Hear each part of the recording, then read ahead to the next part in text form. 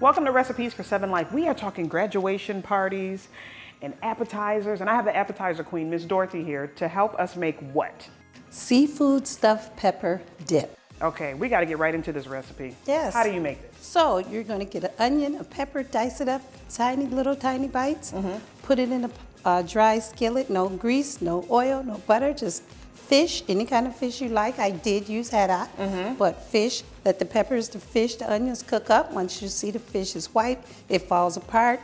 Looks done. I added in cheeses. I added on cream cheese, mozzarella cheese, and feta cheese. Amazing. I let all those cheese melt, marinate. I added in the cilantro paste and let that all kind of cook and come smooth together into what looked like a dip. Once it's done, I added in heavy cream and shrimp. Yeah.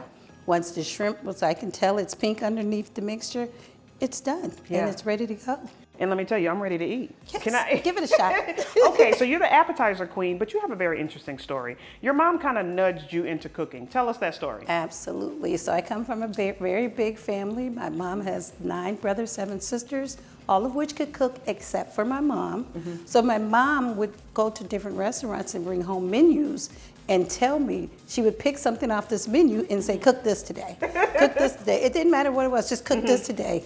I don't even know how to cook it, but I figured it out. Yeah, and it's fabulous because now you cater. And now I cater. So all these graduation parties that are coming up, you need this recipe because let me tell you, this is so good. Head over to wkbw.com/7life to get this recipe. I'm so rude, I have to offer you one. You want to try this.